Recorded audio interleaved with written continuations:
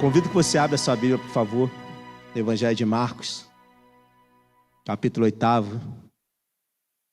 Estarei fazendo a exposição do versículo 22 até o versículo 26 do Evangelho de Marcos. O título que a Sociedade Bíblica Brasileira deu foi A Cura de um Cego em Betsaida. Versículo 22 diz assim a palavra do Senhor. Então, chegaram a Betsaida e lhe trouxeram um cego, rogando-lhe que o tocasse. Jesus, tomando o cego pela mão, levou-o para fora da aldeia e, aplicando-lhe saliva aos olhos, impondo-lhes as mãos, perguntou-lhe: vês alguma coisa? Este, recobrando a vista, respondeu: vejo os homens, porque como árvores os vejo andando. Então, novamente, lhe pôs as mãos nos olhos e ele, passando a ver claramente, ficou restabelecido e tudo distinguia de modo perfeito. E mandou Jesus embora para casa, recomendando-lhe: não entres na aldeia. Feche seus olhos, vamos orar. Deus de Israel, em tempos de negacionismos das mais variadas espécies, a compreensão da verdade tornou-se um grande desafio. A fé cristã, ela é atacada sistematicamente, de maneira bastante organizada, de forma que muitos tentam desacreditá-la e comprometer a sua verdade revelada. Esses ataques, eles são muito orquestrados no sentido de que a nossa fé, dentro dessa perspectiva de quem ataca, ela precisa necessariamente ser negada. As verdades explícitas nas Sagradas Escrituras, expostas nas Sagradas Escrituras, elas são postas em perigo, entre aspas, dentro dessa perspectiva, elas são postas em perigos, e o objetivo é que as pessoas abandonem a fé e desacreditem dessa fé. As redes sociais e os seus algoritmos, elas funcionam para poder prender as pessoas nas suas bolhas e para que essas pessoas vivam as suas verdades, ou as compreensões que elas têm das suas verdades. Você vê, por exemplo, você passa a seguir um determinado tipo de perfil no Facebook ou no Instagram, um determinado tipo de página, e você é pescado pelo algoritmo, o algoritmo te pesca. A partir do momento que nós somos pescados pelo algoritmo, notícias relacionadas àquele nível de interesse ou àquela zona de interesse, elas começam a aparecer para a gente com mais frequência. Então, as pessoas, muitas das vezes, elas acabam sendo enredadas por esses fenômenos, por essas questões que fazem com que as pessoas elas fiquem presas àqueles pensamentos e àquelas interpretações sobre determinado objeto. A gente percebe isso nitidamente quando você acaba recebendo só um tipo de assunto. Você acaba se voltando só para um tipo de assunto e acaba vivendo, direcionando o teu entendimento, a tua compreensão, as tuas forças para aquele determinado assunto. Aí a verdade, ela passa a ser relativa. Por quê? Porque você não consegue ter mais, nós, né, na verdade, não conseguimos ter mais uma amplitude do todo. A gente não consegue enxergar mais o todo. Porque se a gente está preso só àquele assunto que a gente está sendo bombardeado, aquele assunto torna verdade para a gente. É a versão moderna do mito da caverna de Platão. Para quem conhece o mito da caverna de Platão, eram os homens que viviam nas sombras, que viviam na escuridão, e eles só tinham imagens aparentes da realidade. Eles só conseguiam enxergar as sombras da realidade. Eles não conseguiam enxergar mais além das sombras. Então, eles não tinham um entendimento adequado da verdade. Simplesmente, eles tinham interpretações sobre aquela verdade. Até que, no momento, um se liberta, vai lá e tenta trazer o conhecimento para o outro, mas os outros, eles não querem aquele conhecimento, porque estão presos em seus preconceitos e se negam a adquirir o verdadeiro conhecimento. A gente vive isso no nosso tempo. Pessoas que estão presas em seus preconceitos, pessoas que estão presas em suas escuridões, pessoas que estão presas em seus vazios existenciais, nas suas interpretações equivocadas do que é a verdade, e negam-se a adquirir o conhecimento. Jesus, neste episódio, ele vai realizar um milagre de uma forma muito interessante. Ele está um processo de discipulado com seus discípulos. Ele está discipulando seus discípulos. Antes disso, ele curou um surdo e um gago. de maneira semelhante, ele usou saliva. Você vê que aqui ele usa um elemento diferente para poder executar a cura. Ele usa saliva. Ele coloca a mão na boca, ele cospe, dá aquela cuspida bacana. Ele pode sentir nojo não, mas ele dá aquela cuspida bacana e usa saliva para poder curar. Então ele faz isso de forma semelhante com um mudo, com um surdo e gago. Aí ele cura esse surdo e gago e posteriormente ele multiplica pão para 4.000 homens. Ou seja, mais de 4.000 pessoas comem do pão que Jesus multiplicou. Aí os discípulos entram no barco para poder ir para essa região de Betsaida. Chega lá no barco, eles fazem a seguinte pergunta para Jesus: vai dar problema para a gente vai ter dificuldade aqui. Aí Jesus pergunta para eles: mas por que vocês vão ter dificuldade? Porque a gente esqueceu de trazer o pão. Você multiplicou lá 4.000, pão para 4.000 pessoas, e a gente esqueceu de trazer o pão, a gente vai ter dificuldade. Aí Jesus fala para eles assim: mas vocês não entenderam nada. Vocês estão cegos. Vocês estão surdos. Porque vocês não lembram quando eu multipliquei pão para mais de 5.000 homens? Vocês não lembram quando eu multipliquei pão para mais de 4.000 homens? A questão não está na multiplicação do pão. A questão está no fermento dos fariseus, ele vai dizer. E os fermentos dos fariseus era a interpretação equivocada da verdade. Os fariseus interpretavam a palavra de Deus de maneira errada. E ao invés de instruir o povo na verdade, acabavam amarrando o povo e levando o povo para a condenação através da mentira.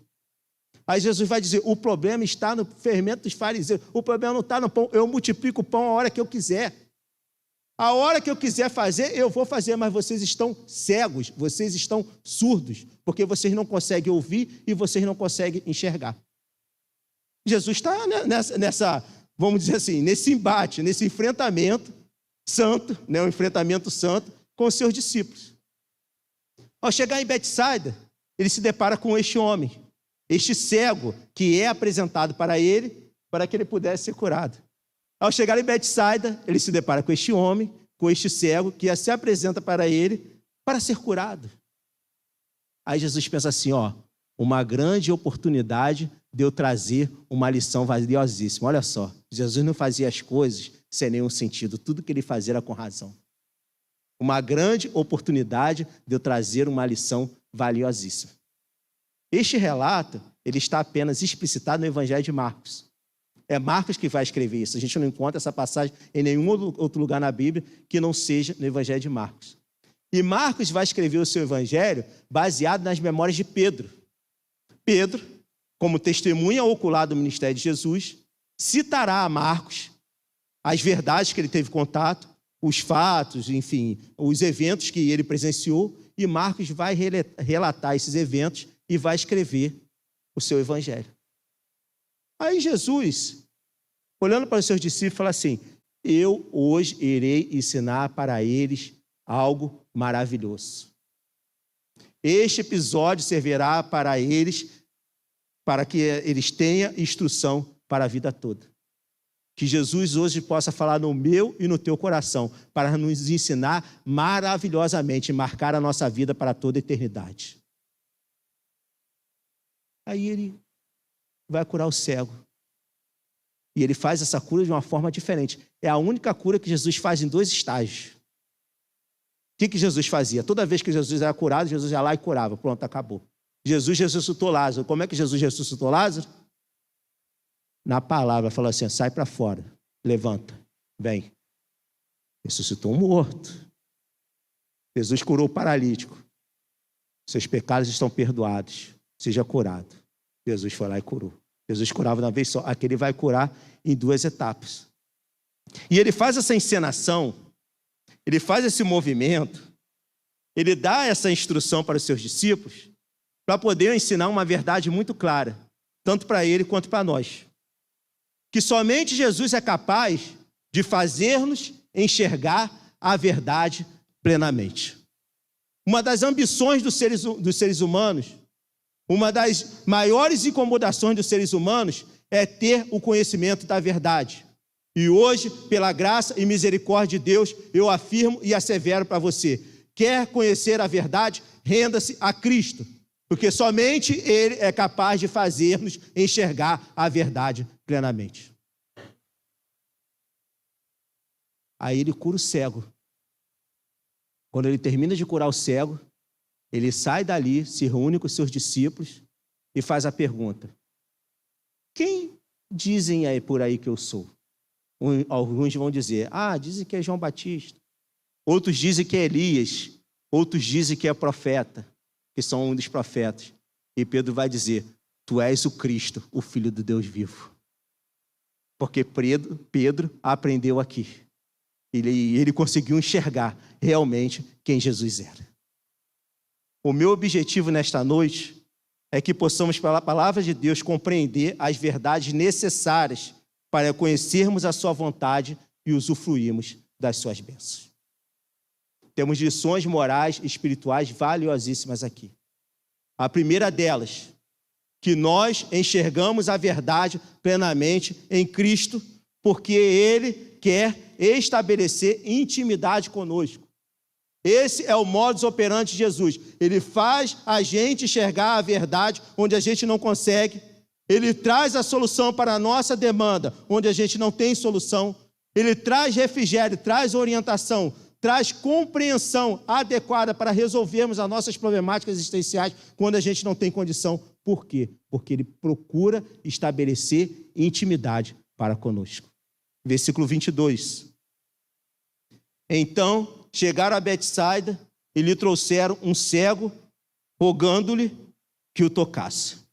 Então eles chegam naquela cidade, que era uma cidade costeira, era uma cidade conhecida como a Casa do Peixe, era um lugar de pesca, era uma aldeia de pescadores, era um lugar onde a principal atividade econômica era a pesca, era a terra de Tiago, a terra de André, a terra de Pedro, a terra de Filipe, a terra de João. Todos eles moravam ali naquela região. E a ele é trazido um cego. Um cego é trazido para Jesus, para que Jesus pudesse curá-lo. E a gente entende, a gente sabe que o cego ele não tem capacidade de poder andar por si só. Hoje, com todo até um desenvolvimento, vamos dizer assim, da autonomia, o cego ele até consegue, ter uma certa independência. Mas neste período, o cego ele era totalmente dependente de guias, totalmente dependente de pessoas que pudessem conduzi-lo, totalmente dependente de pessoas que pudessem suprir as suas necessidades. E na nossa vida, a gente percebe que nós, a todo momento, nós somos orientados em determinados aspectos. E muitos se permitem ser guiados. Muitos se permitem ser guiados por guias que não suprem as nossas reais necessidades. São os guias que tentam ajudar o cego, mas não resolvem o problema do cego. É aquela situação que é colocada diante da gente, que no primeiro momento a gente olha e a gente percebe, pode ser que haja solução nessa questão, porém, o desfecho daquilo é desânimo e desilusão. Porque o guia capaz de fazer com que a gente seja totalmente transformado, enxergue a verdade plenamente, é Jesus Cristo. Esse cego era guiado, mas ele não conseguia enxergar. Nós hoje somos guiados por um monte de coisa. E essas coisas, em muitos aspectos, não fazem com que a gente enxergue a verdade plenamente. Quer ver um exemplo? Convicções deturpadas sobre uma determinada situação. Às vezes a gente acredita no negócio, coloca aquilo na cabeça e ninguém consegue tirar isso da nossa cabeça. Ninguém consegue tirar essa pseudo-verdade, essa pseudo-realidade que nós acreditamos que é verdade. Nós acreditamos assim, não, isso aí é verdade, isso daí está correto, isso aí está adequado. Ninguém consegue tirar isso da nossa cabeça. E ao invés da gente encontrar liberdade nisso, de a gente encontrar bênção, a gente encontra aprisionamento e encontra prejuízo. Porque a pessoa é cabeça dura.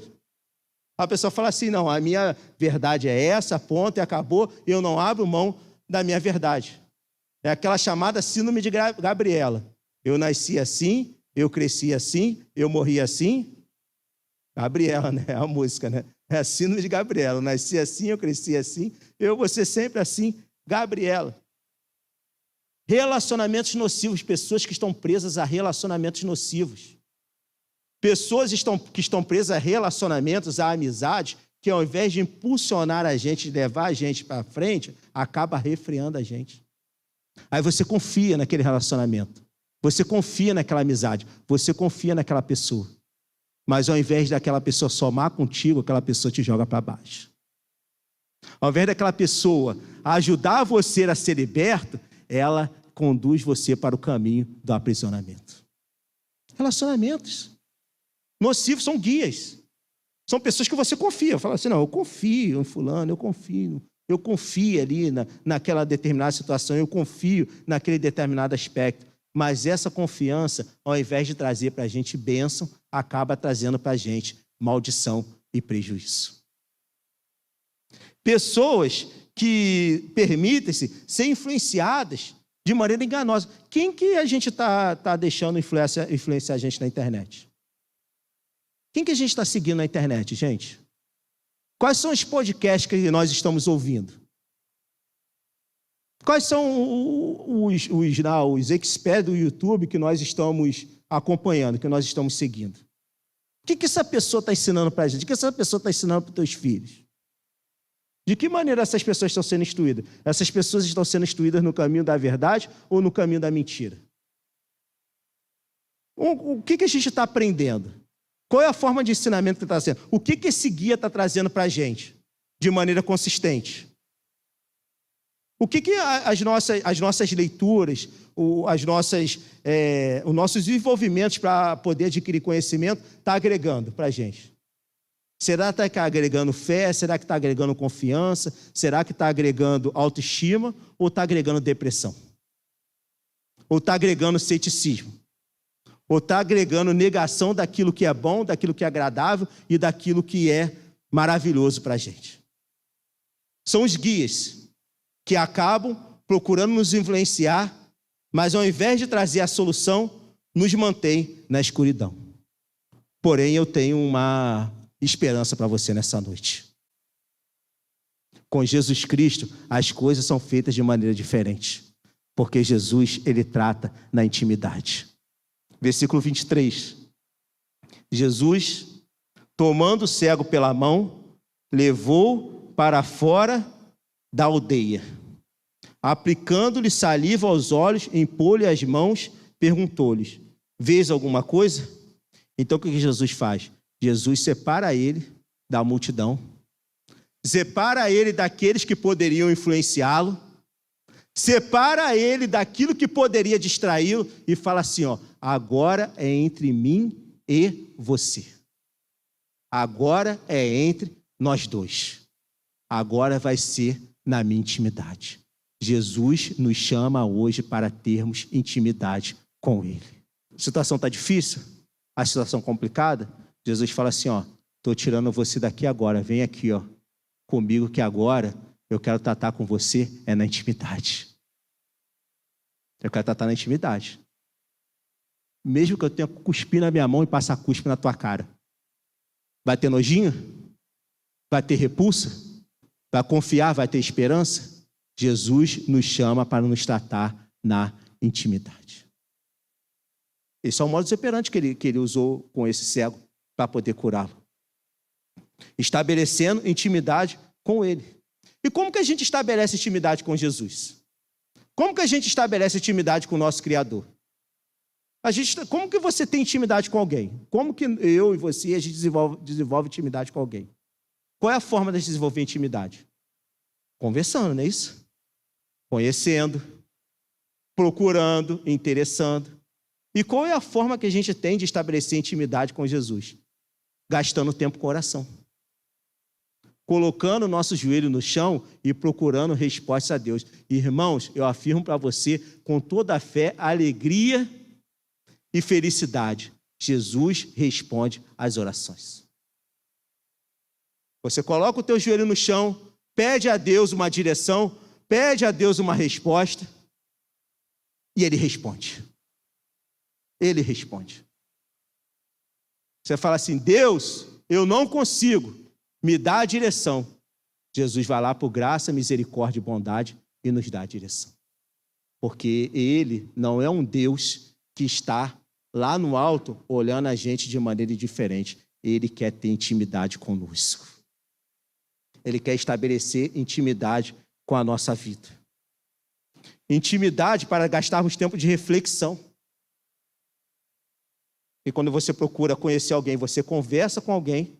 Então, quando a gente procura conhecer Jesus, a gente conversa através da oração e a gente também faz reflexões acerca de Jesus. E essas reflexões, elas estão explícitas na Sagrada Escritura. Esse é o lugar da gente fazer reflexão. É a gente olhar para a palavra de Deus, a gente olhar para a Bíblia, a gente olhar para os ensinamentos de Cristo e aprender sobre os ensinamentos de Cristo. É fazer reflexão para poder estabelecer intimidade com Ele. É fazer reflexão para poder ter cumplicidade com Jesus. Cumplicidade. Entendendo que com Jesus as coisas elas vão funcionar da maneira adequada. Entendendo que naquilo que a gente não pode fazer, Jesus nos dá a condição necessária para que a gente possa executar. Entendendo que naquilo que a gente faz de maneira errada, de maneira inadequada, de maneira que gera prejuízo, Jesus nos dá a iluminação na Sagrada Escritura, a iluminação na nossa mente, para que a gente possa fazer a coisa para que Ele seja glorificado através da bênção. É ter cumplicidade com Jesus. É ter cumplicidade com o Mestre. Sabe por quê? Porque Ele não deixa esse cego ser curado de forma passiva. Ele não deixa. Ele chega para ele e fala assim, ó. Jesus, a gente está no versículo 23, tomando-lhe o cego pela mão, ou seja, chamando para a intimidade, levou para fora da aldeia, separou ele das influências danosas, aplicando-lhe saliva nos olhos, ou seja, aqui é intimidade absoluta. É quando a gente está na intimidade da nossa casa, a gente permite que certas coisas aconteçam, né? Intimidade é isso. Intimidade, algumas coisas, você fala assim, mas isso aí é algo inusitado. Mas na intimidade é permitido que o inusitado aconteça. Então, aplica a saliva nos olhos, e pondo-lhes as mãos, perguntou-lhes, vês alguma coisa? Então, o que Jesus faz? Jesus, ele chama este cego para participar ativamente daquela bênção. O problema é que muitas vezes a gente se encontra em condição de passividade. A gente se encontra em condição de inércia. E fica falando para Deus, Deus, eu quero que o Senhor resolva a minha solução. Por favor, meu Pai, resolve a minha solução, resolve a minha calma, resolve o meu problema. Mas na maioria das vezes, Deus está nos chamando para poder participar efetivamente com Ele na construção da bênção. Ele insere o cego na dinâmica da cura. Ele fala assim, eu posso muito bem te curar, e você simplesmente sair curando e glorificar a Deus. Mas eu pergunto para você está vendo? Ele chama o cego para poder participar. Por quê? Porque o chamado é para que a gente se envolva intensamente com Jesus para ser assistido na nossa necessidade. Não é simplesmente chegar, receber a bênção e ir embora, mas é envolver-se intensamente com Cristo. Porque quem tem intimidade, quem tem relacionamento, quem tem cumplicidade, envolve-se diretamente com aquilo que você tem essa condição de identificação. Então, se nós nos identificamos com Cristo, nós nos envolvemos intensamente com Jesus. É envolver-se intensamente com o nosso Criador. Para quê? Para que a gente possa confiar em Jesus para a renovação da esperança. O que Jesus faz? Ele levanta as mãos. Ele aplica saliva no cego e levanta as mãos. Quando ele levanta as mãos, ele está dizendo para esse cego, confia em mim que eu estarei estabelecendo a bênção na tua vida. Jesus fala para mim e para você nesta noite, confia em mim que eu estarei estabelecendo a bênção na tua vida. Ele está de mãos levantadas para poder nos abençoar. Ele está de mãos levantadas para poder nos amparar, para poder nos acudir, porque Ele é o nosso Pai, e o bom Pai, Ele dá a vida e Ele quer o melhor para os seus filhos. É chamando para confiar nele, para que nós termos a nossa esperança renovada. Sabe por quê? Estes guias que esse cego tinha, foram ineficazes para poder conduzi-lo para a luz. Mas Jesus é o guia que, em meio à escuridão, supre todas as nossas necessidades. Esse guia, ele não falha. Porque quando ele procura estabelecer intimidade conosco, quando ele procura buscar algo relacional com a nossa vida, ele estabelece o processo para que nós possamos ser plenamente curados e enxergarmos a verdade plenamente. Em segundo lugar, o segundo passo que Jesus toma aqui neste episódio, para que tanto este homem enxergasse, fosse curado, e para que os seus discípulos e nós pudéssemos enxergar a verdade plenamente, é que através desta cura, ele demonstra a nossa incapacidade, versículo 24, demonstra a nossa incapacidade.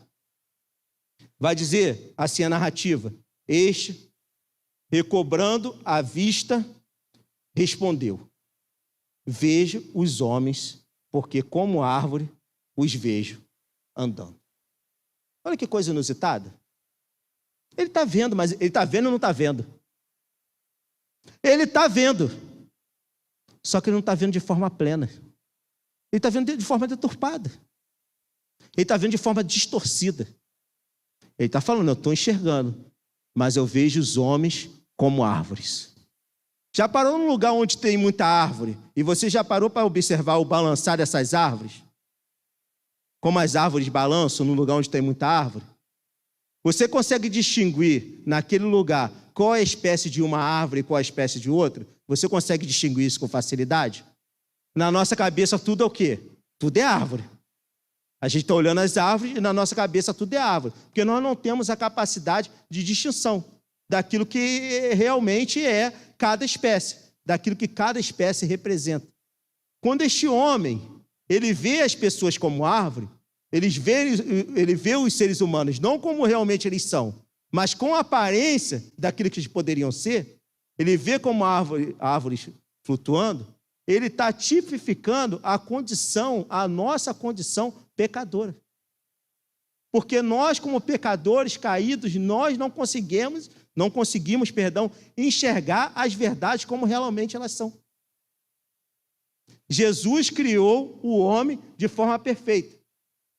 Ele criou o homem e a mulher, colocou eles para viver no paraíso, para que eles pudessem viver em perfeição e harmonia. Todos os dias, no virar da tarde, Jesus visitava esse homem. Deus tinha relacionamento direto com este homem. Deus falava frente a frente com este homem e com esta mulher.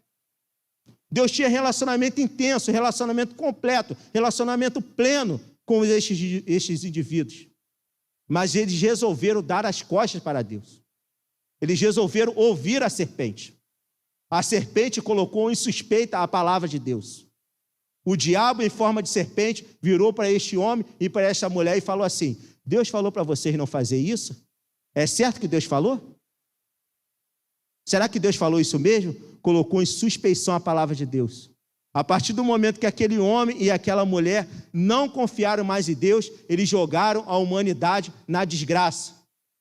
Nós fomos desgraçados por intermédio do pecado deste homem e essa mulher. E este pecado, ele reordenou a criação. Este pecado, ele fez com que a criação fosse deformada. Este pecado nos tornou inúteis diante de Deus. É a depravação total da humanidade. A partir deste momento, nós não temos condição de enxergar as coisas como realmente elas são. Por isso que Paulo, falando aos Coríntios, ele vai dizer: quando eu era menino, eu via como menino, pensava como menino. Agora que sou adulto, estou vendo como adulto, porém, lá no futuro, verei as coisas como realmente elas são. Verei como é face a face.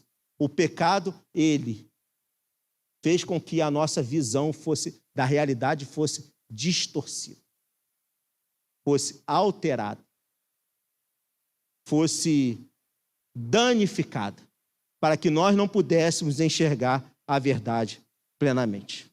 E essa visão espiritual e distorcida, provocada pela queda da humanidade, ela traz consequências.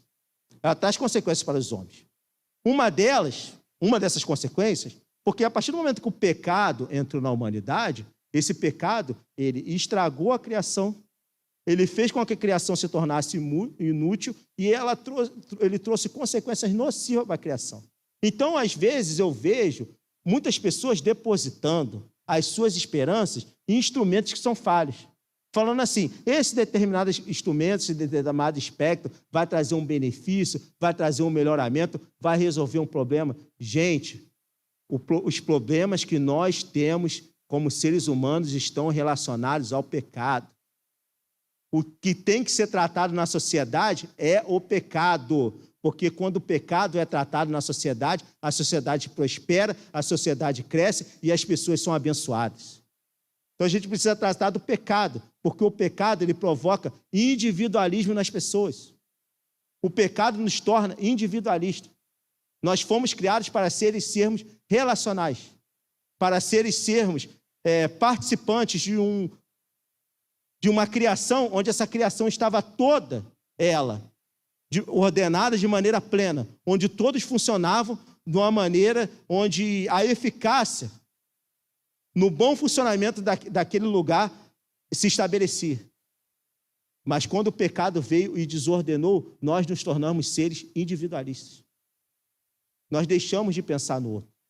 Nós deixamos de pensar nas mazelas que ferem o outro, que fazem com que os outros sejam prejudicados.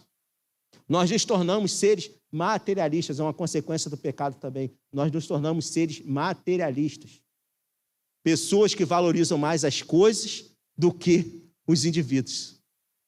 Como que esse homem, esse cego, estava vendo as pessoas? Ele estava vendo as pessoas como realmente elas eram, ou ele estava tendo uma imagem deturpada dessas pessoas? Ele não estava enxergando seres humanos ali, ele estava enxergando coisas. Ele estava enxergando árvore. E árvore não é ser humano. Árvore é uma planta. Árvore é uma coisa. Hoje, infelizmente, em virtude do pecado, muitos enxergam o outro como coisa, mas não enxergam como pessoa.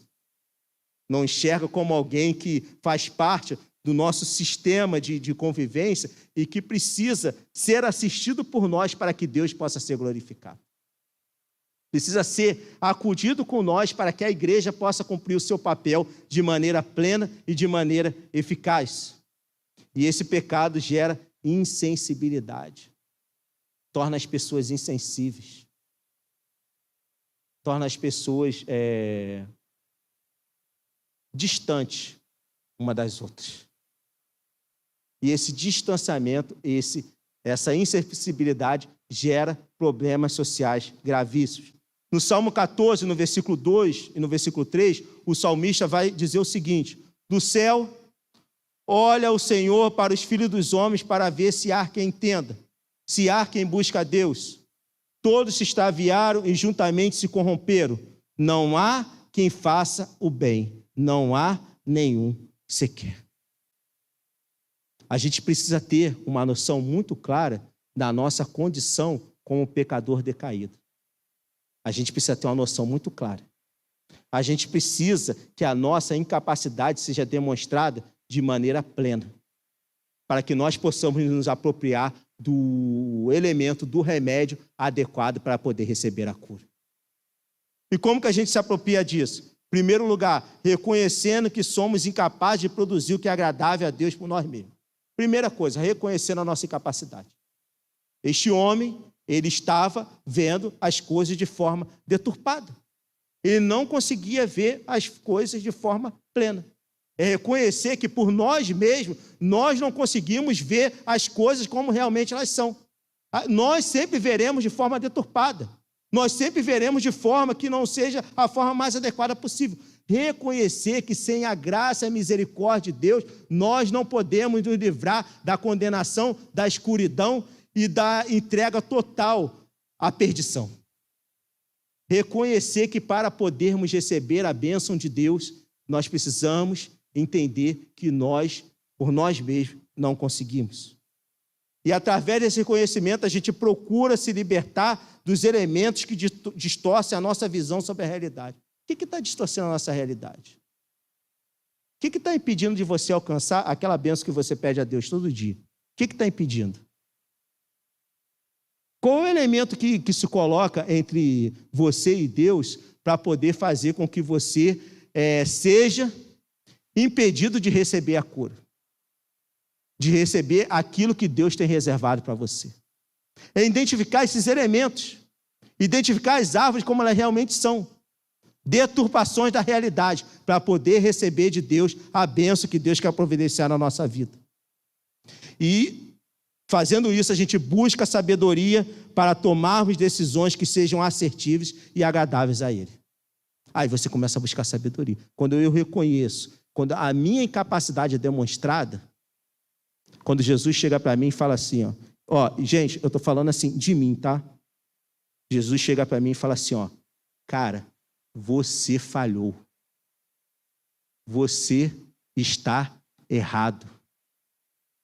Você cumpriu a tua missão de forma inadequada. Quando Deus fala com isso para mim claramente, a ação que eu procuro ter é me apegar a Ele, é buscar nele força e suficiência para fazer as coisas de maneira certa. É reconhecer a minha falha, reconhecer o meu mal, reconhecer a minha insuficiência para buscar sabedoria em Deus para tomar decisões que sejam agradáveis a Ele. Porque a cura já foi providenciada a nós. E essa cura foi providenciada por Jesus. Porque Ele morreu na cruz para que nós pudéssemos ser libertos das distorções provocadas pelo pecado. A morte de Jesus na cruz serviu para nos libertar das distorções provocadas pelo pecado. Então, em alguns momentos, a gente busca soluções e mecanismos que não são capazes de nos conceder a solução. Mas em Jesus, nós temos a plena suficiência de receber a solução, porque a morte dele foi suficiente para poder remover o nosso pecado e nos fazer nova criatura em Deus, para a glória dele. Em segundo lugar, Jesus nos ensina a enxergar a verdade plenamente, demonstrando a nossa incapacidade, demonstrando a nossa condição pecadora e miserável sem Ele. Mas se fosse só isso, nós estaríamos perdidos. Se fosse só isso, nós viveríamos uma vida de infelicidade, uma vida de depressão. Mas Jesus nos chama para viver uma vida de alegria. Porque da mesma forma que Ele estabelece intimidade, da mesma forma que Ele demonstra a nossa capacidade, Ele também repara. Ele desmonta, Ele cura, Ele transforma a nossa deformidade. Ele muda completamente a nossa essência. Versículo 25. Então, novamente, lhe pôs as mãos nos olhos, e ele, passando a ver claramente, ficou reestabelecido, e tudo distinguia de modo perfeito. Então, isso significa que este homem, ele enxergava, porque a visão dele foi restabelecida. Ele enxergava antes. Ele deixou de enxergar, tornou-se cego, e agora ele foi curado por Jesus. Antes da criação, os homens tinham livre acesso a Deus. Antes da criação, os homens tinham livre-arbítrio pleno com Deus. Essa capacidade de não pecar foi perdida na queda. E Jesus veio para restaurar a nossa vida, para restaurar a nossa sorte, para nos transformar em salvos e remidos pela sua graça e pela sua misericórdia. Porque Ele fez remissão por nós. Ele pagou o preço da nossa condenação. Ele lá na cruz do Calvário, Ele se deu por nós para comprar a nossa liberdade. Ele nos reconciliou com Deus. Antes nós éramos inimigos de Deus. Antes nós estávamos afastados de Deus. Antes nós não podíamos estar diante de Deus. Mas agora, através da entrega do sangue de Cristo derramado na cruz do Calvário, nós podemos ser chamados amigos de Deus. Porque Ele nos reconciliou. Ele nos atraiu para junto dEle. O sangue dEle é suficiente para poder transformar e curar a nossa vida. O sangue dEle é suficiente para poder transformar e nos curar do pecado. O sangue dele é suficiente para poder conduzir a minha alma e a tua alma para a vida eterna. O sangue dele é suficiente para nos tirar da escuridão, nos tirar das trevas, revelar a verdade, iluminar a sua palavra na nossa mente, para que a gente possa enxergar a verdade plenamente, se render a ele e viver uma vida de vitória e de bênçãos para a glória dele. É o sangue de Jesus que é suficiente para estabelecer todos esses benefícios. Por isso Jesus resolveu curar este homem. Jesus cura este homem e faz com que este homem enxergue a verdade plenamente. Porque quando a gente enxerga a verdade plenamente, nós temos clareza. Clareza, porque qual é a consequência disso? Se você passa a enxergar a verdade plenamente, nós adquirimos clareza para qualificar os nossos relacionamentos. Clareza para termos os nossos relacionamentos qualificados em Deus. Para termos os nossos relacionamentos familiares mudados em Deus. Para termos nossos relacionamentos familiares transformados em Deus. Porque se antes os nossos relacionamentos familiares eram relacionamentos familiares conturbados, quando nós somos alcançados pela graça e misericórdia de Deus, os nossos relacionamentos familiares tornam-se relacionamentos abençoados. Então, se você está vivendo uma situação conturbada na tua vida, na tua família, eu declaro para você nesta noite, a solução é Jesus Cristo. Ele é capaz de transformar o teu relacionamento. Entrega o teu caminho a Jesus, confia nele e o mais ele fará. Coloca o teu joelho no chão, clama a Deus pela misericórdia e pela graça, porque se Ele quiser, Ele vai operar o milagre e vai trazer a redenção e a transformação completa da tua casa e da tua família. Porque Ele é Deus transformador. Ele curou um cego.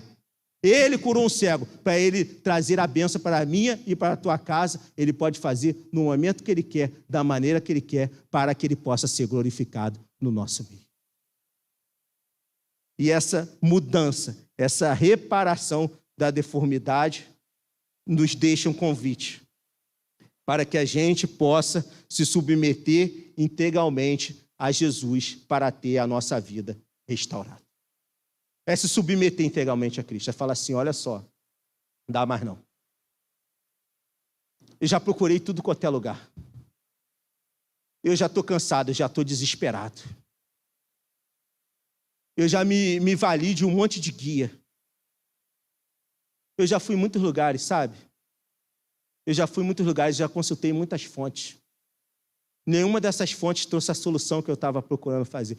Jesus é o guia que traz a solução capaz de poder transformar a tua alma. É ir na fonte certa, é Jesus Cristo. É ir na fonte certa, naquele que pode transformar. Sabe por quê? Olha como é que ele encerra aqui o episódio, no versículo 26. Ele vai dizer assim, e mandou Jesus embora para casa, recomendando-lhe, não entre na aldeia. Olha que interessante.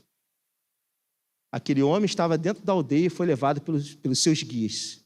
Os seus guias não foram capazes de trazer a ele a luz. Jesus traz a luz a ele e fala assim, ó, não volta para lá não, tá? Lá é o teu lugar de desespero. Lá é o teu lugar de desalento.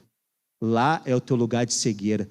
Vai para a tua casa porque tem uma obra maravilhosa para fazer na tua vida. Vai para a tua casa porque através desse milagre eu quero ser glorificado na tua casa. Meu amigo, minha amiga, eu não sei como está a tua vida nesta noite. Eu não sei as dificuldades, os problemas que você está enfrentando.